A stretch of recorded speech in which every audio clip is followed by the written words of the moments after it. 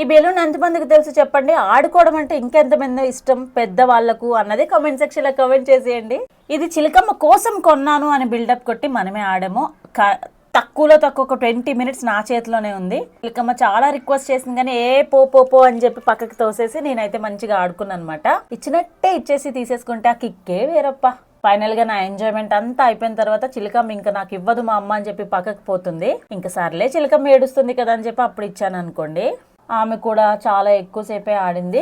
పగలు కొట్టడం అయితే అస్సలు పగలు కొట్టలేదు. నా హార్ట్ బీట్ అప్పుడు చూడాలి ఎక్కడ పగిలిపోతుందో అని టెన్షన్ అన్నమాట. అసలే 120 రూపీస్ పెట్టి కొన్నాను. ఎంత దారుణంగా ఎప్పుడు నేను అంతలా అడుక్కోలేదు అనమాట. 10 రూపాయలు తగ్గించు 10 రూపాయలు తగ్గించని అస్సలు రూపాయి కూడా తగ్గించలేదు వాడు.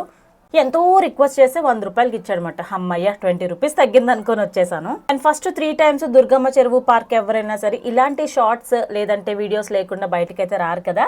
మీరు కూడా ఎంతైనా అయితే like share and subscribe comment చేయడం మర్చిపోతారు. రేపు మండే మార్నింగ్ స్టార్ట్ అయిపోతుంది అబ్బా అనుకుని లేచే వాళ్ళందరూ కూడా కామెంట్ చేసేయండి. Tata bye bye, see you again.